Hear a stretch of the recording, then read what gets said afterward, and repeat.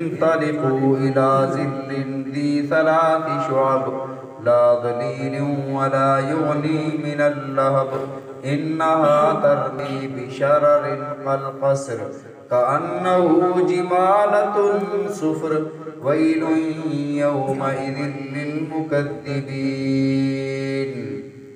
صدق الله العظيم اللهم صل على محمد وعلى آل محمد كما صليت على إبراهيم وعلى آل إبراهيم إنك حميد مجيد اللهم بارك على محمد وعلى آل محمد كما باركت على إبراهيم وعلى آل إبراهيم إنك حميد مجيد۔ جب کافروں نے کہا اَإِذَا مِتْنَا وَكُنَّا تُرَابًا ذَلِكَ رَجْعٌ بَعِيدٌ، جب ہم مر جائیں گے مٹی ہو جائیں گے، ذَلِكَ رَجْعٌ بَعِيدٌ، پھر اٹھنا بڑے دور کی بات ہے۔ پھر اللہ رب العزت نے ارشاد فرمایا جو ذات بلند و بالا پہاڑوں کو بنا سکتی ہے پھر چھوٹا سا انسان کیوں نہیں بنا سکتی؟ جو ذات زمین سے تمہارے لیے میٹھا پانی مہیا کر سکتی ہے وہ ذات تمہیں دوبارہ زندہ کیوں نہیں کر سکتی؟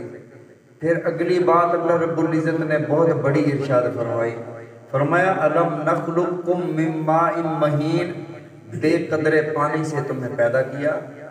جو ذات تمہیں اس پانی سے پیدا کر سکتی ہے وہ ذات تمہیں دوبارہ زندہ کیوں نہیں کر سکتی؟ اے جھٹلانے والوں، توحید کو، رسالت کو اور بعث بعد الموت کا انکار کرنے والوں، انطلقوا، قیامت کے دن اللہ رب العزت انہیں فرمائیں گے اب چلو اس کی طرف جس کا تم انکار کیا کرتے تھے۔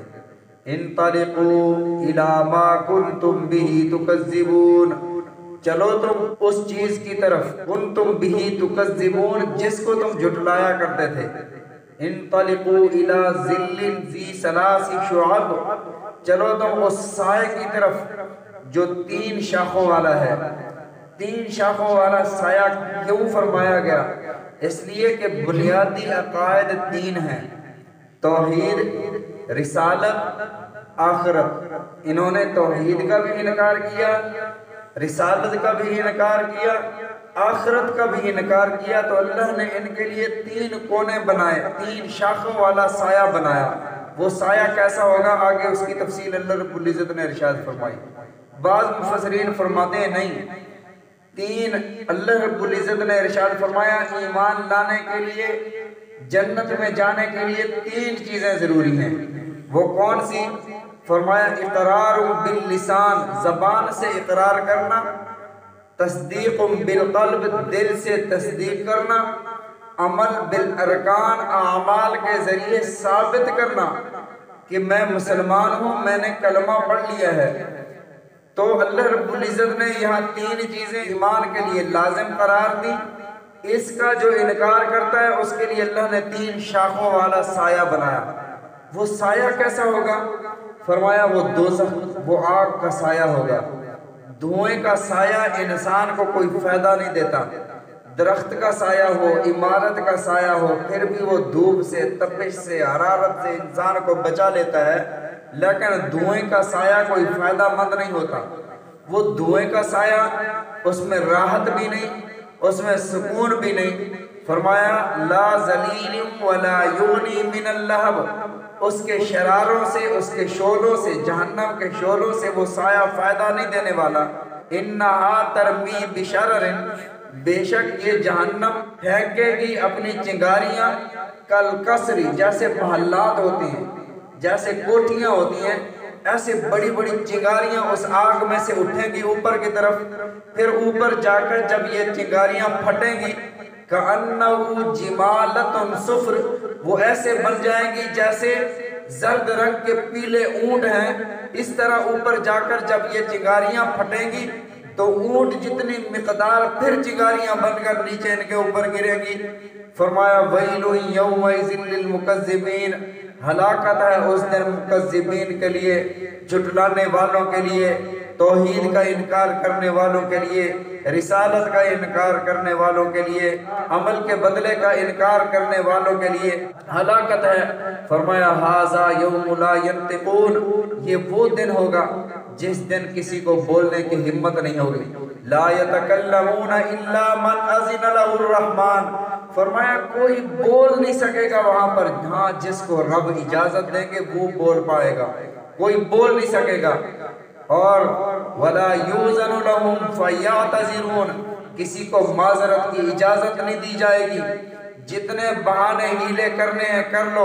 اللہ فرماتے ہیں کہ آج تمہاری معذرت قبول نہیں، کہ اللہ میں نے تو کیا نہیں تھا، یہ تو مجھے مولویوں نے لگا دیا تھا، یہ تو مجھے میرے لیڈر اس طرف لے کر گئے تھے۔ نانا فرمایا اس دن کوئی معذرت قبول نہیں کی جائے گی، وہاں پر کوئی ہیلے بہانے نہیں چلیں گے۔ قیامت کا دن ایسا ہوگا، فرمایا کہ اس دن اگر کوئی بول نہیں سکتا، بولنے کی طاقت اللہ عطا فرمائیں گے، اور وہاں پر اللہ پوچھیں گے ہاں جی تم نے یہ کیا تھا، فلاں عمل کیا تھا۔ اب یہ بندہ کوئی جواب نہیں دے پائے گا۔ فرمایا ھذا یوم الفصل، یہ فیصلے کا دن ہوگا۔ جمعناکم والاولین، ہم نے تمہیں والاولین اور پہلوں کو جمع کرنا ہے۔ فإن کان لکم کید فکیدون، اب اگر تمہارے پاس کوئی تدبیر ہے، اب اگر تمہارے پاس کوئی چیز ہے، فکیدونی، اللہ فرمائیں گے چلا لو مجھ پر جو تدبیر چلانا چاہتے ہو۔ ویل یومئذ للمکذبین، ہلاکت ہے اس دن مکذبین کے لیے، ہلاکت ہے اس دن جھٹلانے والوں کے لیے۔ فرمایا وہ ایسا دن ہوگا وہاں پر جو دنیا میں کوئی گونگا ہے، کوئی بہرا ہے، وہاں سب کو اللہ ٹھیک فرما دیں گے۔ جو پڑھا لکھا نہیں ہے اللہ اسے یہ اس قابل بنا دیں گے۔ اللہ فرمائیں گے اقرا کتابک، لے پڑھ اپنے نامہ اعمال کو۔ اب نامہ اعمال جب سامنے آئے گا، اس نامہ اعمال میں ساری باتیں لکھی ہیں، یہ فلاں وقت میں ہنسا تھا، فلاں وقت میں رویا تھا، فلاں وقت میں اس نے بات کی تھی، فلاں وقت میں اس نے کسی سے مذاق کی تھی، فلاں وقت میں یہ کیا تھا۔ ہر چھوٹی اور بڑی بات لکھی ہوگی۔ کہے گا یا ویلتنا مالی حاضر کتاب، ارے افسوس ہے، ہلاکت ہے ہمارے لیے، مالی حاضر کتاب، اس نامہ اعمال کو کیا ہو گیا ہے، اس نے نہ چھوٹی بات چھوڑی ہے نہ بڑی بات چھوڑی ہے، ساری باتیں اس میں لکھ ڈالی ہیں۔ اللہ فرمائیں گے پڑھ، اب خود پڑھ، اقرا کتابک کفا بنفسک اليوم علیک حسیبا، آج میں حساب نہ بھی لوں تیرے لیے، تیرا نامہ اعمال کافی ہے۔ جو تو نے اعمال کیے اپنے نامہ اعمال کو پڑھ۔ تو آگے اللہ رب العزت نے متقین کے لیے ارشاد فرمایا کہ جب اتنے بڑے شعلے ہوں گے، جب شرارے ہوں گے، چنگاریاں ہوں گی، جہنم کی سختی ہوگی، حرارت اور تپش ہوگی، دھواں ہوگا، یہ ایسا کا سایہ ہوگا جو فائدہ دینے والا نہیں، اس وقت یہ متقین کہاں ہوں گے، یہ نمازیں پڑھنے والے کہاں ہوں گے، اللہ سے ڈرنے والے کہاں ہوں گے؟ تو اللہ رب العزت نے آگے متقین کے بارے میں ارشاد فرمایا کہ یہ متقین کہاں ہوں گے۔